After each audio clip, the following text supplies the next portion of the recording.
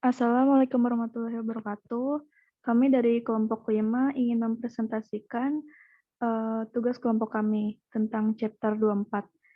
Kelompok kami terdiri dari Baktis Aisyah, Dovan Ridra, Safa Amanda, Syahira Naila, dan Kak Glorius Tegar. Next.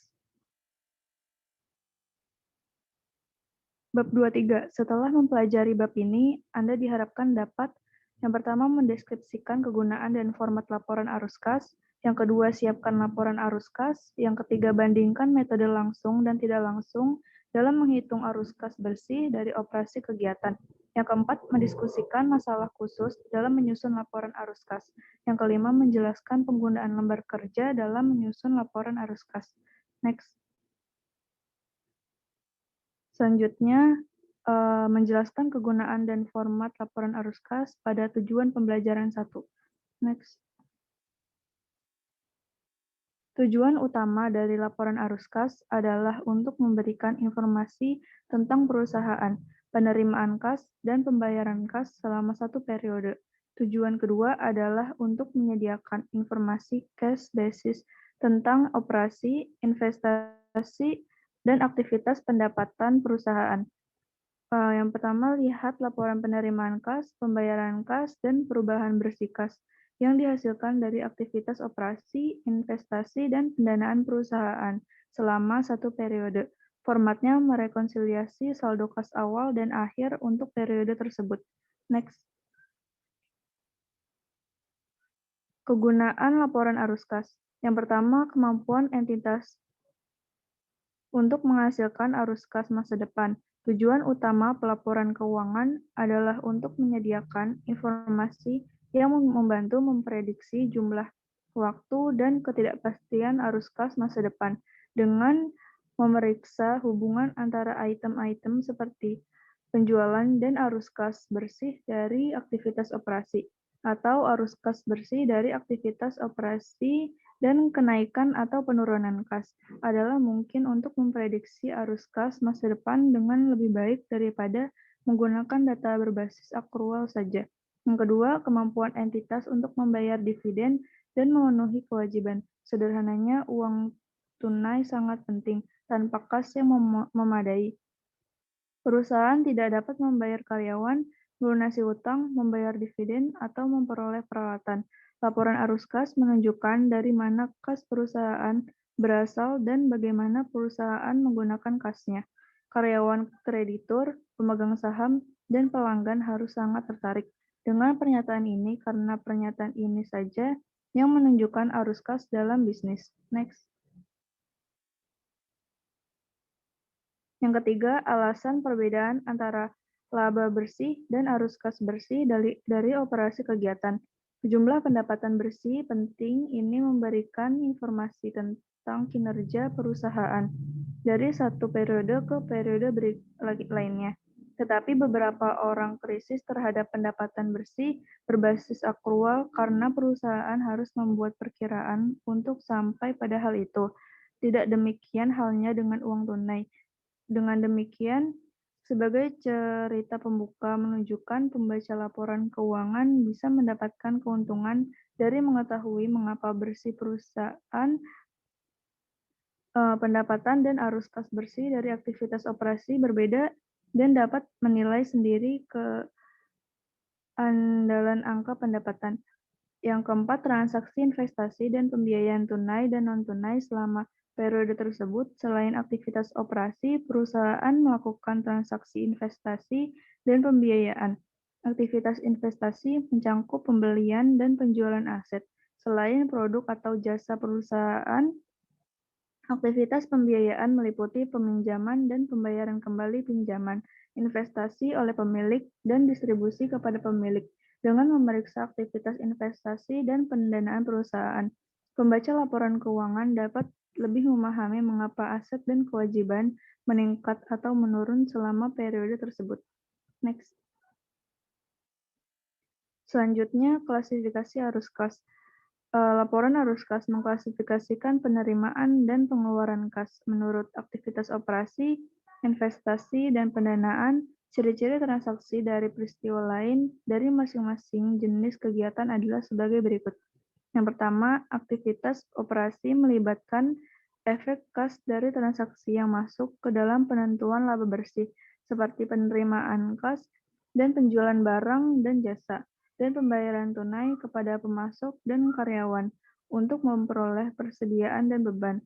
Jumlah arus kas yang timbul dari aktivitas operasi merupakan indikator utama sejauh mana operasi entitas telah menghasilkan arus kas yang cukup untuk membayar pinjaman, memelihara kemampuan operasi entitas, membayar dividen, dan melakukan investasi baru tanpa bantuan pihak luar, sumber pembiayaan.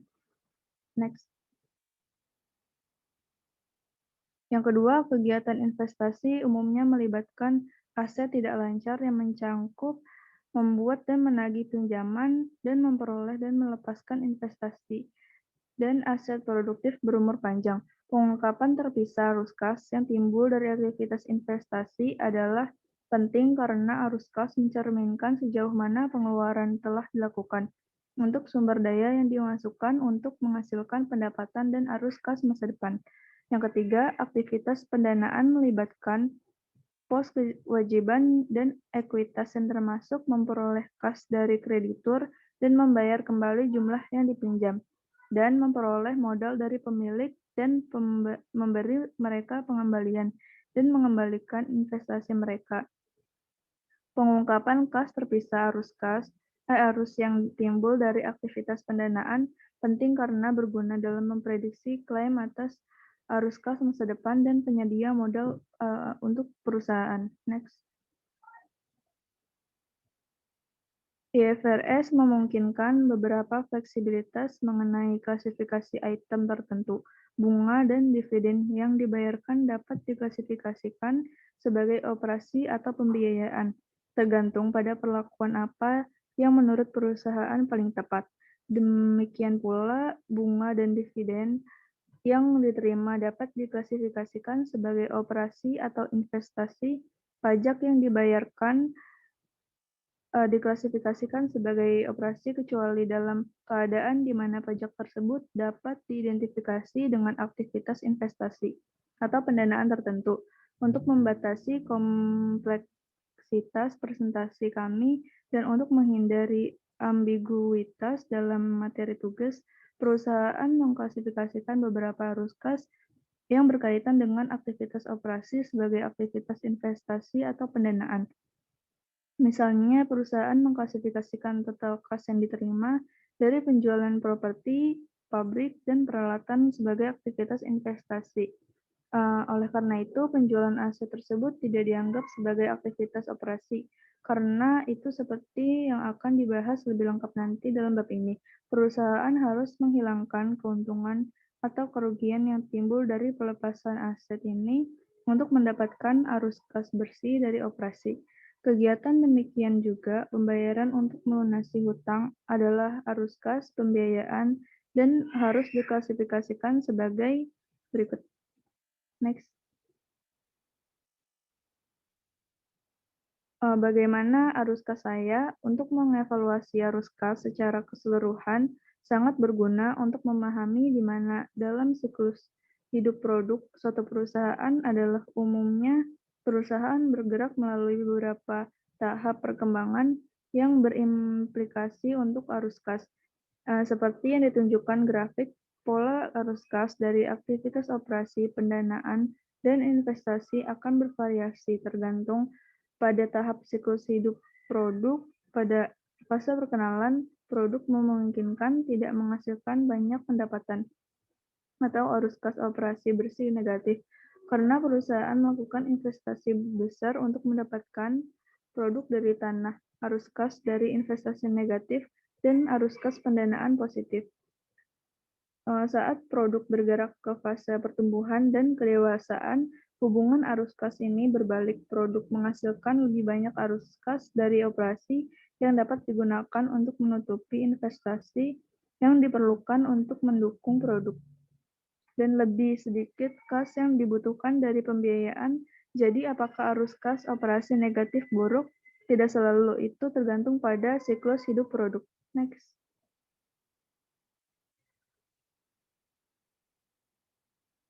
Format laporan arus kas. 3 aktivitas yang kita diskusikan di atas merupakan format umum dari laporan arus kas.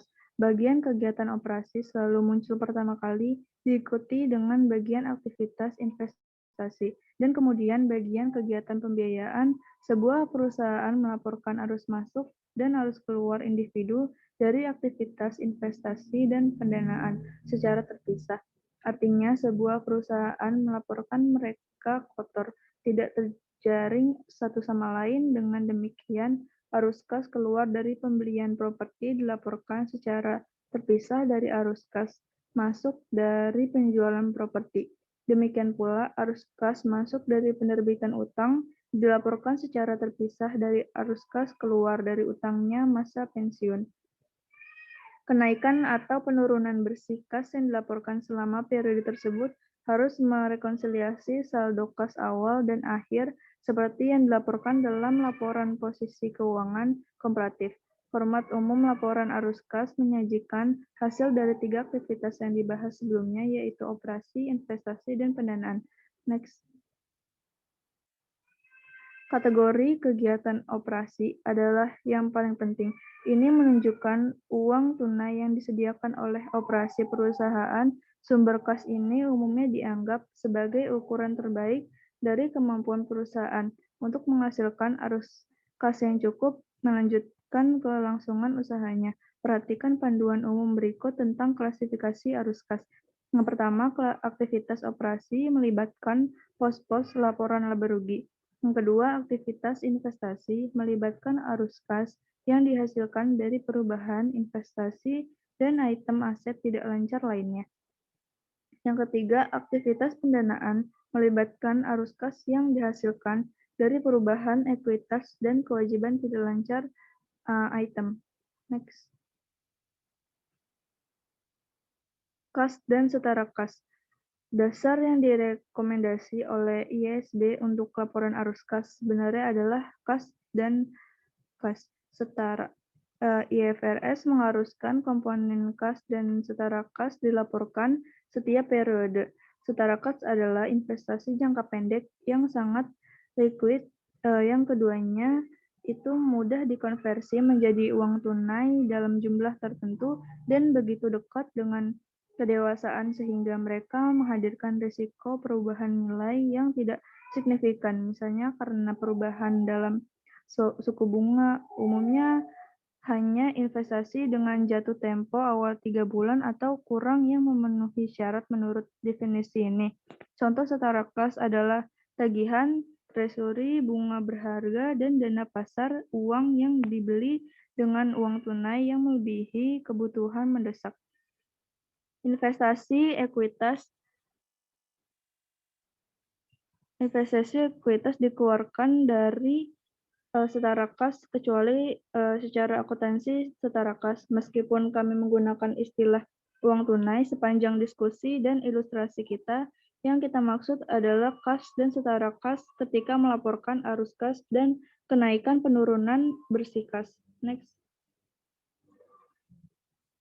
Selanjutnya akan dibacakan oleh teman saya.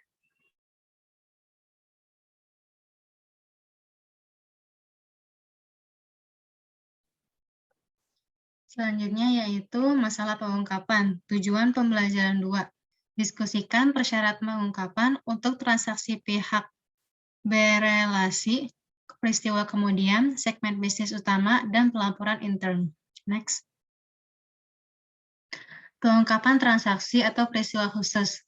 Transaksi pihak terkait, kesalahan, dan penipuan menimbulkan masalah yang sensitif dan sulit. Akuntan atau editor yang bertanggung jawab untuk melaporkan bisnis transaksi ini harus menjaga keseimbangan antara hak perusahaan pelapor dan kebutuhan pengguna laporan keuangan. Transaksi pihak terkait muncul ketika perusahaan melakukan transaksi di mana salah satu pihak memiliki kemampuan untuk secara signifikan mempengaruhi kebijakan pihak lain. Mereka juga dapat terjadi ketika pihak yang tidak bertransaksi memiliki kemampuan untuk mempengaruhi kebijakan kedua pihak yang bertransaksi. Next. Untuk membuat pengungkapan yang memadai, perusahaan harus melaporkan substansi ekonomi, bukan bentuk hukum. Dari transaksi ini, IFRS mensyaratkan pengungkapan minimum berikut atas transaksi pihak terkait yang material. Yang pertama, sifat hubungan pihak berealisasi. Yang kedua, jumlah transaksi dan jumlah saldo terhutang, termasuk komiten, sifat imbalan, dan rincian jaminan yang diberikan atau diterima. Yang ketiga, penyisihan piutang ragu-ragu terkait dengan jumlah saldo terhutang. Dan yang keempat, beban yang diakui selama periode sehubungan dengan piutang tertagih dan piutang ragu-ragu dari pihak berelasi. Next. Peristiwa setelah periode pelaporan, atau yaitu peristiwa selanjutnya. Catatan atas laporan keuangan harus menjelaskan setiap peristiwa keuangan signifikan yang terjadi setelah tanggal laporan posisi keuangan resmi. Tetapi sebelum laporan tersebut diotorisasi untuk diterbitkan, selanjutnya disebut sebagai tanggal pengesahan. Peristiwa ini disebut sebagai peristiwa setelah tanggal pelaporan atau peristiwa setelahnya. Ilustrasinya menunjukkan diagram waktu dari periode peristiwa berikutnya. Berikut adalah diagramnya. Next. Suatu jangka waktu beberapa minggu atau kadang-kadang bulan dapat berlalu setelah akhir tahun buku, tetapi sebelum manajemen atau dewan direksi mengizinkan penerbitan laporan keuangan, berbagai aktivitas yang terlibat dalam menutup pembukuan untuk periode tersebut dan mengeluarkan laporan membutuhkan waktu, mengambil dan menghitung biaya persediaan, merekonsiliasi buku besar pembantu dengan akun pengendali, menyiapkan entry penyesuaian yang diperlukan, memastikan bahwa semua transaksi untuk periode tersebut telah dimasukkan, mendapatkan audit atas laporan keuangan oleh angkutan publik bersertifikat independen, dan pencetakan laporan tahunan. Selama periode antara tanggal laporan posisi keuangan dan tanggal pengesahannya, transaksi penting atau peristiwa lain dapat terjadi yang secara material mempengaruhi posisi keuangan atau situasi operasi perusahaan. Banyak orang yang membaca laporan posisi keuangan percaya bahwa kondisi keuangan itu konstan dan mereka memproyeksikannya ke masa depan. Namun pembaca harus diberitahu jika perusahaan telah mengalami perubahan yang signifikan, misalnya menjual salah satu pabriknya, mengakuisisi anak perusahaannya, mengalami kerugian tidak biasa, menyelesaikan litigasi yang signifikan, atau mengalami peristiwa penting lainnya di pos laporan posisi keuangan. Tanpa penjelasan dalam catatan, pembaca mungkin akan disesatkan dan menarik kesimpulan yang tidak tepat. Next. Dua jenis peristiwa atau transaksi yang terjadi setelah tanggal laporan posisi keuangan mungkin memiliki dampak material terhadap laporan keuangan, atau mungkin memerlukan pengungkapan agar pembaca dapat menafsirkan laporan secara akurat. Yang pertama, peristiwa yang memberikan bukti tambahan tentang kondisi yang ada pada tanggal laporan posisi keuangan, termasuk estimasi yang melekat dalam proses penyusunan laporan keuangan, ini disebut sebagai peristiwa kemudian, yang disesuaikan dan memerlukan penyesuaian terhadap laporan keuangan. Semua informasi tersedia sebelum tanggal pengesahan laporan keuangan, membantu investor dan kreditur mengevaluasi estimasi sebelumnya. Mengabaikan peristiwa selanjutnya adalah mengabaikan peluang untuk meningkatkan keakuratan laporan keuangan. Jenis peristiwa pertama ini mencakup informasi yang akan dicatat oleh akuntan dalam akun seandainya informasi tersebut diketahui pada tanggal laporan posisi keuangan. Next. Misalnya yaitu jika kerugian piutang usaha akibat kebangkrutan pelanggan setelah tanggal laporan posisi keuangan. Perusahaan menyesuaikan laporan keuangan sebelum diterbitkan. Keangkrutan berasal dari kinerja kesehatan pelanggan yang buruk yang ada pada tanggal laporan posisi keuangan. Kriteria yang sama berlaku untuk penyelesaian litigasi. Perusahaan harus menyesuaikan laporan keuangan jika peristiwa menimbulkan litigasi seperti cedera pribadi atau pelanggaran paten terjadi saat tanggal laporan posisi keuangan. Next, sebelum tanggal posisi keuangan. Yang kedua, peristiwa yang memberikan bukti tentang kondisi yang tidak ada pada tanggal laporan posisi keuangan tetapi muncul setelah tanggal tersebut.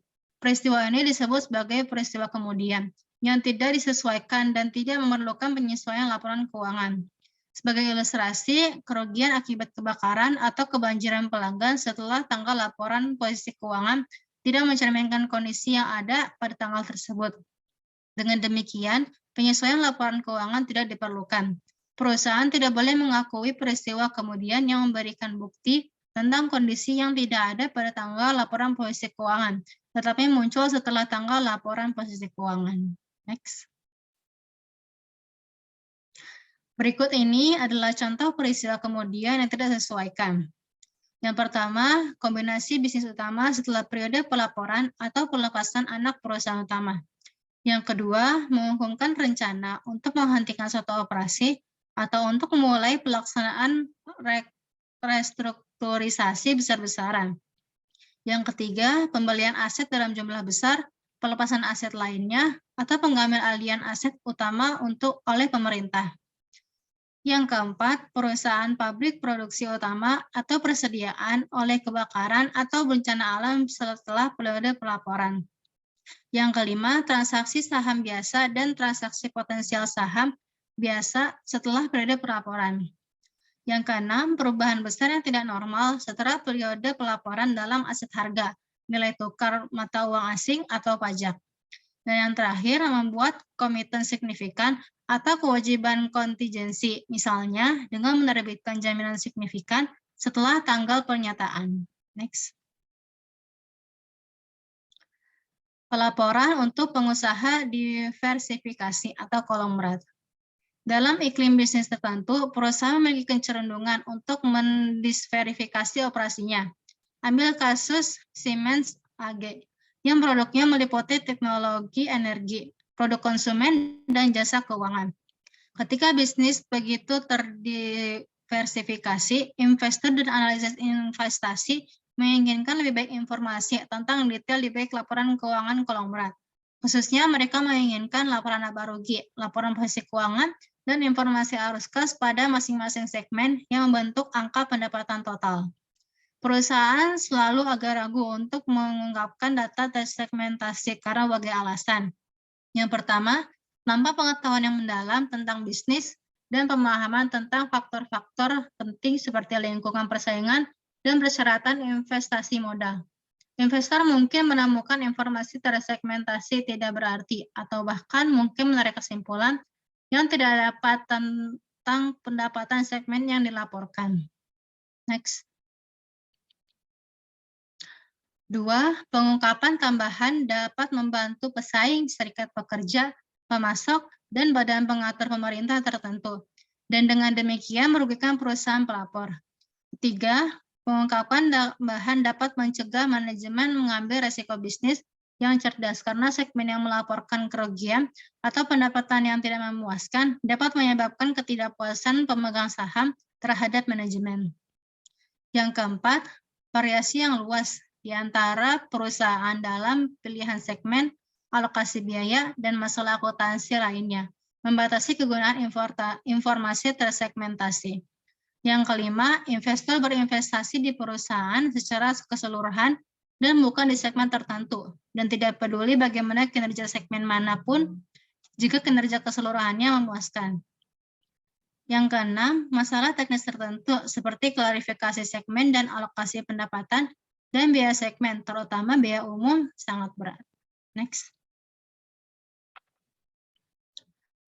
Di sisi lain, para pendukung pengungkapan tersegmentasi menawarkan alasan berikut untuk mendukung praktik tersebut. Pertama yaitu, investor membutuhkan informasi yang tersegmentasi untuk membuat keputusan investasi yang cerdas mengenai perusahaan yang terdiversifikasi.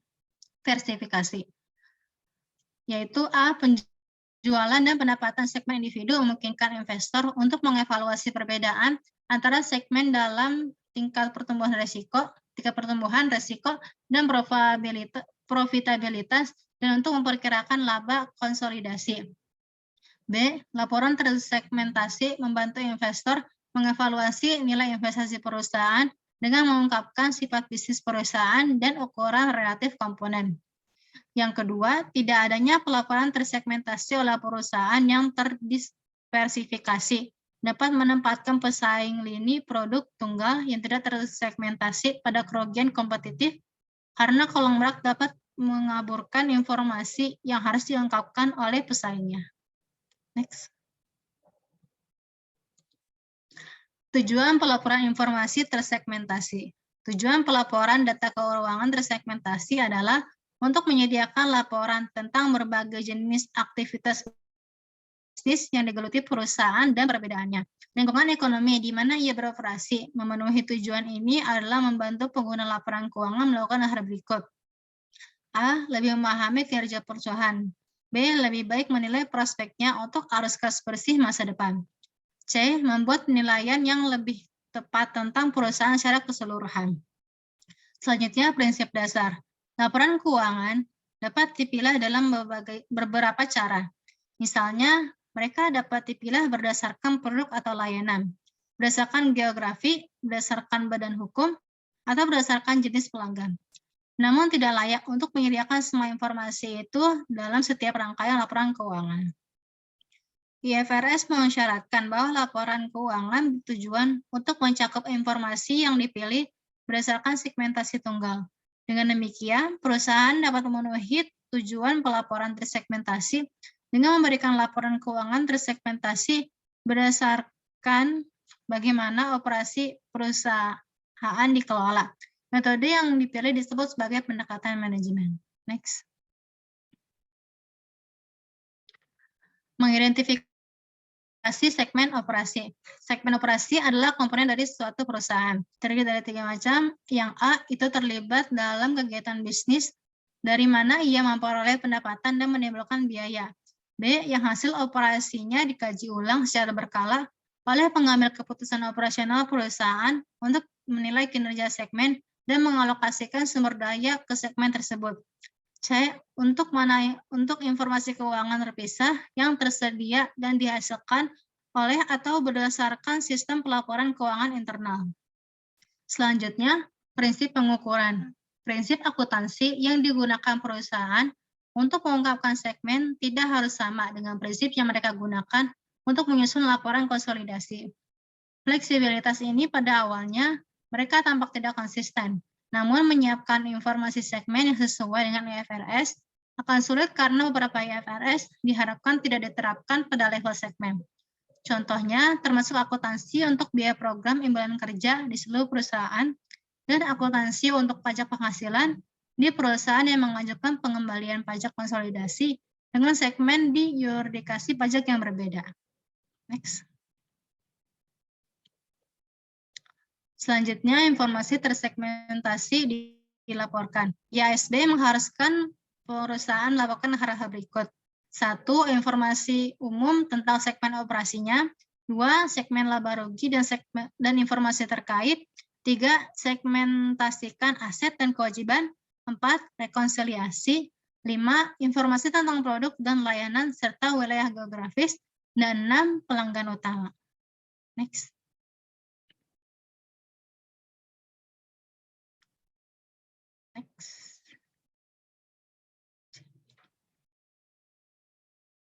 Next.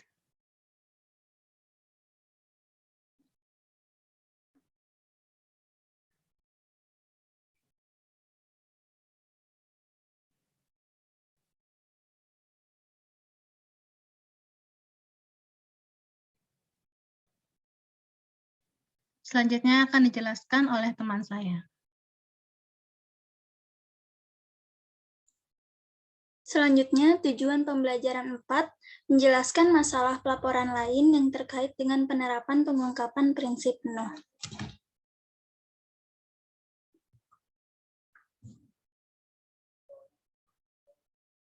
Yang pertama ada pelaporan perakiraan dan proyeksi keuangan.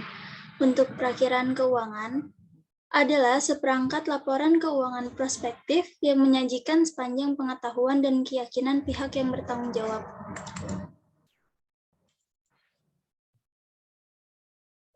Posisi keuangan yang diharapkan, hasil operasi, dan arus kas. Pihak yang bertanggung jawab mendasarkan perakiraan keuangan pada kondisi yang diharapkan ada dan tindakan yang harus dilakukan mengharapkan untuk mengambil. Untuk proyeksi keuangan adalah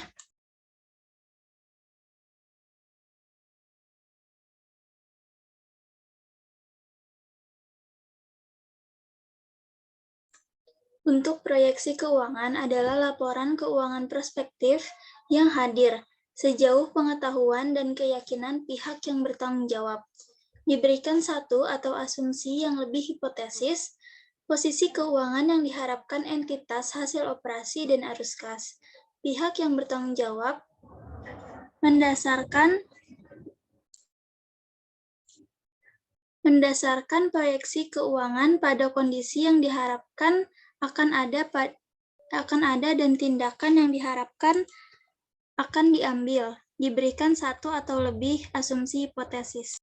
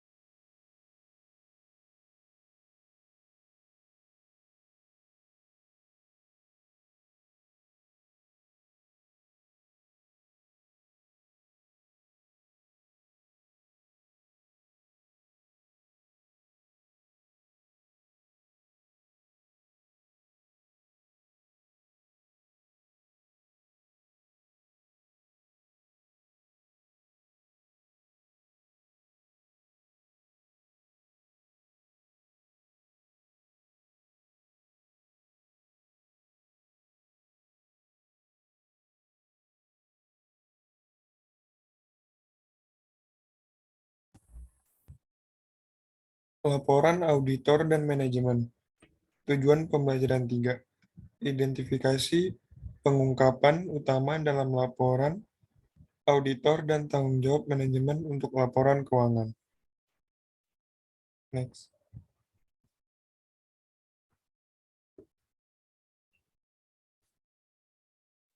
Laporan auditor. Sumber informasi penting lainnya yang sering diabaikan adalah laporan auditor. Sebuah auditor adalah seorang profesional akuntansi yang melakukan pemeriksaan independen atas data akuntansi perusahaan.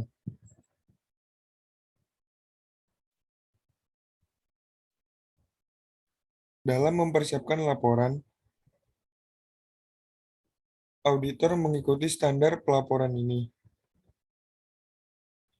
Yang pertama, laporan menyatakan apakah laporan keuangan sesuai dengan laporan keuangan kerangka pelaporan IFRS dan menjelaskan tanggung jawab direktur dan auditor sehubungan dengan laporan keuangan. 2. Laporan tersebut mengidentifikasi keadaan-keadaan di mana perusahaan tidak secara konsisten mengamati kebijakan tersebut pada periode berjalan dalam kaitannya dengan periode sebelumnya. 3. Pengguna harus menganggap pengungkapan informatif dalam laporan keuangan sebagai hal yang wajar, memadai kecuali laporan menyatakan sebaliknya. 4. Laporan tersebut berisi pernyataan opini mengenai laporan keuangan diambil secara keseluruhan atau suatu asersi yang menyatakan bahwa suatu opini tidak dapat diungkapkan.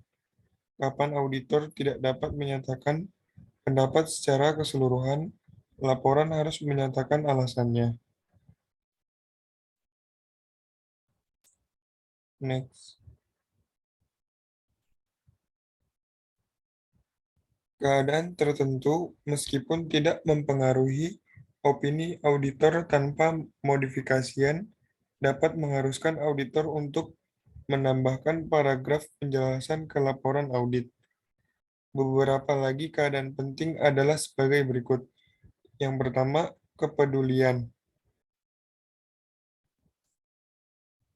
Auditor harus mengevaluasi apakah ada keraguan substansial tentang kemampuan entitas untuk melanjutkan kelangsungan usahanya untuk jangka waktu yang wajar. Mempertimbangkan semua informasi yang tersedia tentang masa depan. 2. Kurangnya konsistensi. Jika perusahaan telah mengubah kebijakan akuntansi atau metode penerapannya dengan cara yang memiliki dampak material pada komparabilitas keuangan laporan, auditor harus merujuk pada perubahan dalam paragraf penjelasan laporan. 3. Penekanan suatu hal. Auditor mungkin ingin menekankan suatu hal mengenai laporan keuangan, tetapi tetap bermaksud untuk menyatakan pendapat wajar tanpa pengecualian. Next. Laporan manajemen. Komentar manajemen membantu dalam interpretasi posisi keuangan kinerja, dan arus kas perusahaan. Misalnya, perusahaan seperti Ahold Delhaize dapat menyajikan di luar laporan keuangan tinjauan keuangan oleh manajemen yang menggambarkan dan menjelaskan ciri-ciri utama keuangan perusahaan, kinerja, dan posisi keuangan, dan ketidakpastian utama yang dihadapinya. Laporan seperti itu dapat mencakup ulasan tentang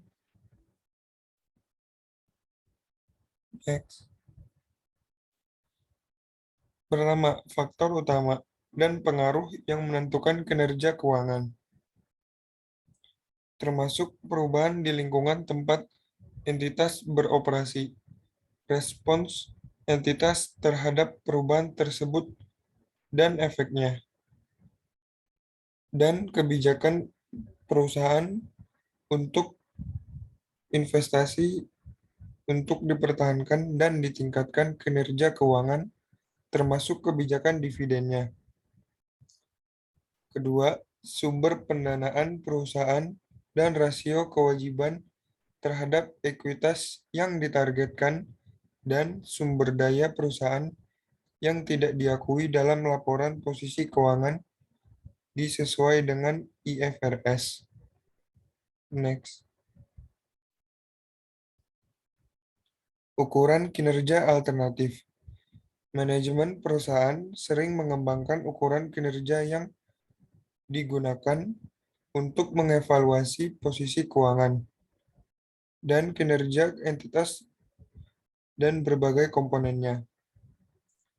Beberapa dari tindakan didasarkan pada item laporan keuangan yang didefinisikan dan disyaratkan oleh IFRS. Untuk misalnya, manajemen dapat secara teratur meninjau rasio utang terhadap ekuitas untuk mendapatkan wawasan tentang bagaimana leverage keuangan entitas berubah. Namun, manajemen juga dapat berkembang langkah-langkah yang tidak hanya bergantung pada item laporan keuangan yang ditentukan IFRS, seperti ukuran pertumbuhan pendapatan berdasarkan mata uang konstan, untuk menghilangkan dampak pada perubahan pendapatan yang disebabkan oleh perubahan nilai tukar mata uang. Tindakan yang tidak hanya didasarkan pada ukuran yang ditentukan IFRS disebut sebagai kinerja alternatif atau manajemen pengukuran. Next. Selanjutnya akan dijelaskan oleh teman saya.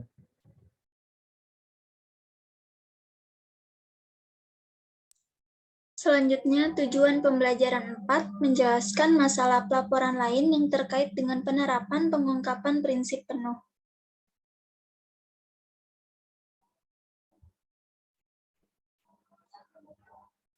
Yang pertama ada pelaporan perakiraan dan proyeksi keuangan. Untuk perakiraan keuangan adalah seperangkat laporan keuangan prospektif yang menyajikan sepanjang pengetahuan dan keyakinan pihak yang bertanggung jawab. Posisi keuangan yang diharapkan, hasil operasi dan arus kas. Pihak yang bertanggung jawab mendasarkan perakiraan keuangan pada kondisi yang diharapkan ada dan tindakan yang harus dilakukan mengharapkan untuk mengambil. Proyeksi keuangan adalah laporan keuangan prospektif yang hadir sejauh pengetahuan dan keyakinan pihak yang bertanggung jawab. Diberikan satu atau asumsi yang lebih hipotesis. Posisi keuangan yang diharapkan entitas, hasil operasi, dan arus kas.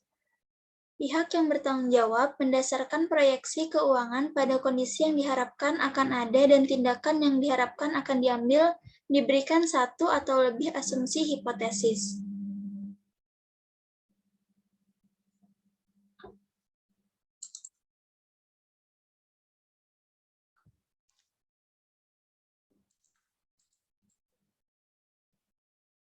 Selanjutnya ada argumen untuk mewajibkan perakiraan yang dipublikasikan.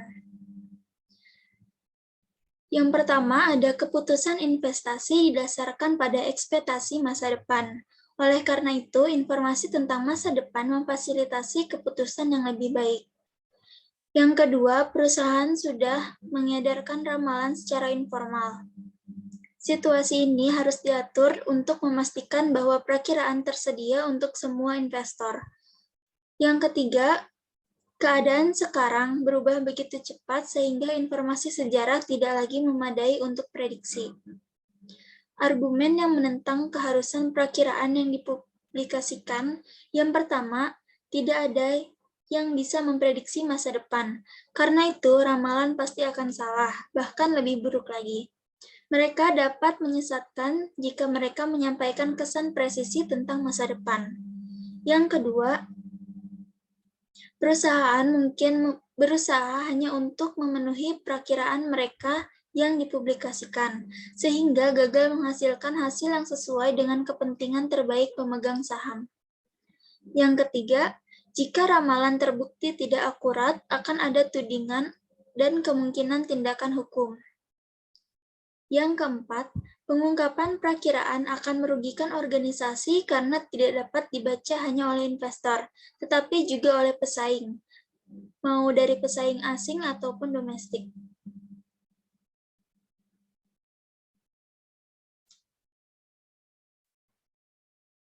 Standar auditing menetapkan pedoman untuk persiapan dan penyajian laporan keuangan, perakiraan, dan proyeksi. Mereka mengharuskan akuntan untuk memberikan ringkasan signifikan asumsi yang digunakan dalam perakiraan atau proyeksi, dan pedoman penyajian minimum untuk mendorong manajemen mengungkapkan informasi keuangan prospektif. Beberapa pasar regulator telah menetapkan aturan pelabuhan yang aman. Ini memberikan perlindungan kepada perusahaan yang menyajikan ramalan yang salah. Selama perusahaan menyiapkan ramalan dengan alasan yang masuk akal dan mengungkapkannya dengan itikat baik.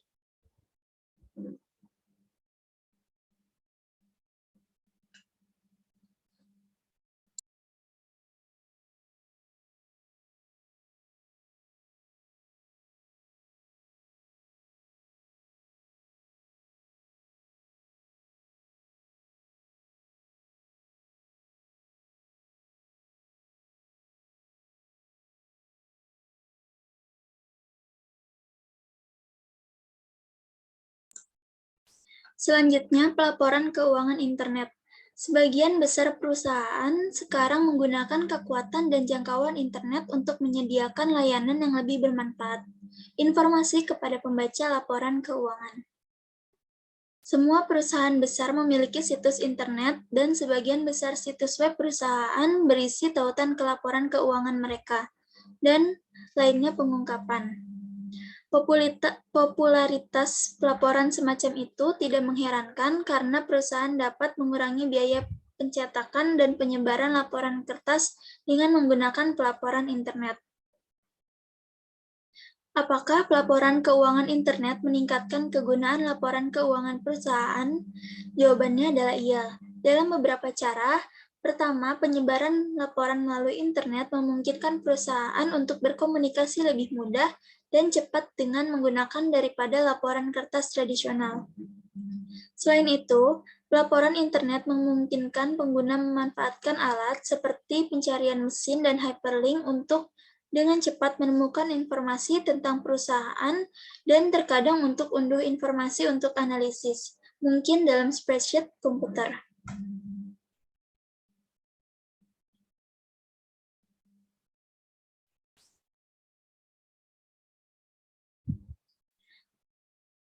Mengingat meluasnya penggunaan internet, tidak mengherankan bahwa organisasi mengembangkan teknologi dan standar baru untuk lebih memungkinkan pelaporan keuangan internet.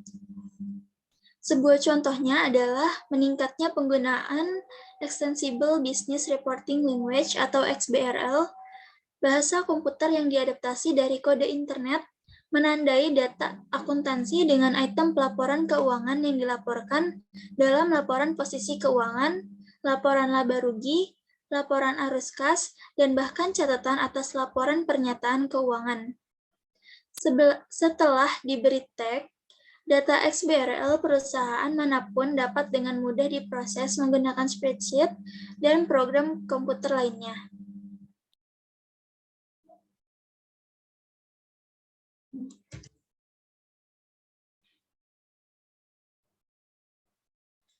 Selanjutnya, pelaporan penipuan keuangan.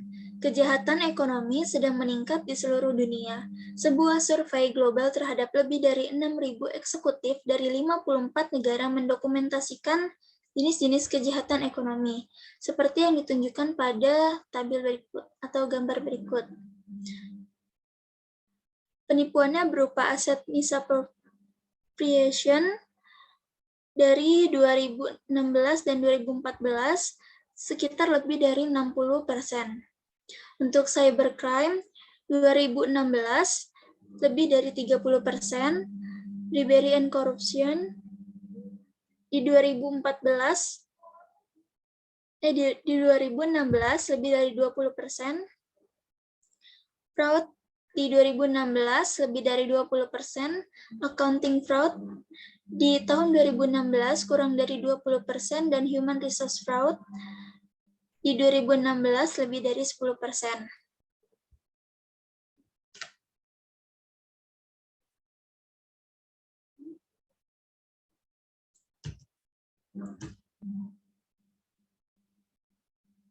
Pelaporan keuangan yang curang didefinisikan sebagai perilaku yang disengaja atau sembrono, baik tindakan atau kelalaian yang menghasilkan laporan keuangan yang menyesatkan secara material.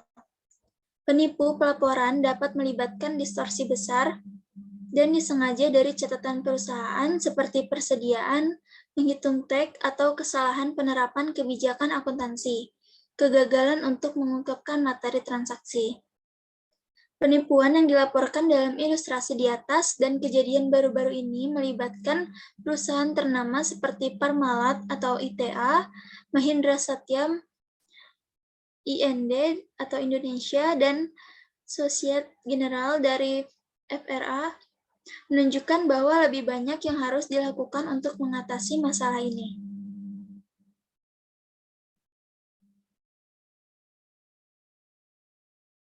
Selanjutnya akan dibacakan oleh teman saya.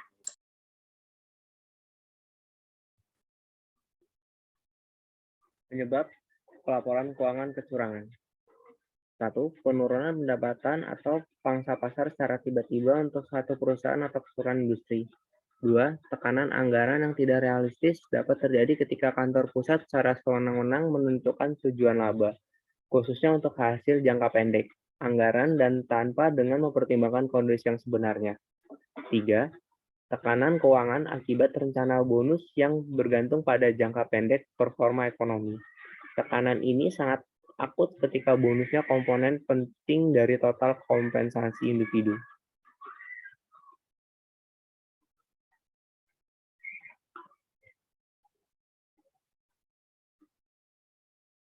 Peluang untuk pelaporan keuangan penipuan hadir dalam keadaan ketika penipuan mudah dilakukan dengan ketika deteksi sulit dilakukan. Seringkali peluang ini muncul dari 1. Tidak adanya dewan direksi atau komite audit yang mengawasi secara waspada proses pelaporan keuangan. 2. Kontrol akuntansi internal yang lemah atau tidak ada. Keadaan ini dapat terjadi karena misalnya ketika sistem pendapatan perusahaan kelebihan beban sebagai akibat dari perluasan penjualan, akuisisi divisi baru, atau masuk ke divisi baru yang tidak dikenal bidang usaha. 3. Transaksi yang tidak biasa atau kompleks seperti konsolidasi dua perusahaan, divestasi atau penutupan operasi tertentu, dan pembelian dan penjualan derivatif instrumen. 4. Estimasi akuntansi membutuhkan penilaian subjektif yang signifikan oleh perusahaan manajemen, seperti penyisihan kerugian pinjaman dan estimasi liabilitas untuk biaya garansi. 5. Staf audit internal yang tidak efektif akibat jumlah staf yang tidak memadai dan lingkup audit yang terbatas. Kriteria untuk membuat pilihan akuntansi dan pelaporan. 1. Tidak adanya dewan direksi atau komite audit yang mengawasi secara waspada proses pelaporan keuangan. 2. Kontrol akuntansi internal yang lemah atau tidak ada. Keadaan ini dapat terjadi karena misalnya ketika sistem pendapatan perusahaan kelebihan beban sebagai akibat dari perluasan penjualan, akuisisi divisi baru, atau masuk ke divisi baru yang tidak dikenal bidang usaha. 3. Transaksi yang tidak biasa atau kompleks seperti konsolidasi dua perusahaan, divestasi, atau penutupan operasi tertentu, dan pembelian dan penjualan derivatif instrumen. 4. Estimasi akuntansi membutuhkan penilaian subjektif yang signifikan oleh perusahaan manajemen, seperti penyisian kerugian pinjaman dan estimasi liabilitas untuk biaya garansi. 5. Staf audit internal yang tidak efektif akibat jumlah staf yang tidak memadai dan lingkup audit yang terbatas.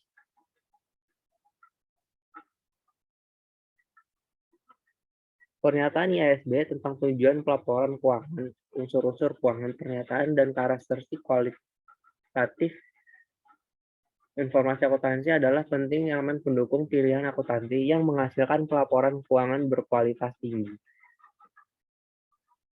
Tujuan pembelajaran 5. Jelaskan analisis laporan keuangan. Presentasi adalah alat yang dapat digunakan sebagai media penelitian. Analisis laporan keuangan dasar.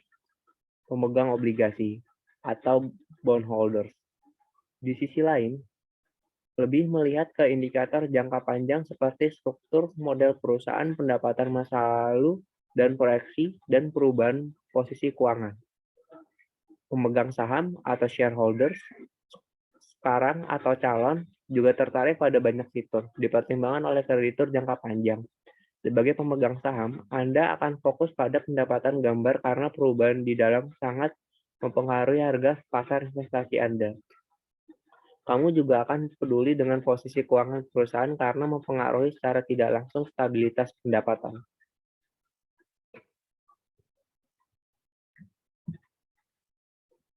Perspektif analisis laporan keuangan.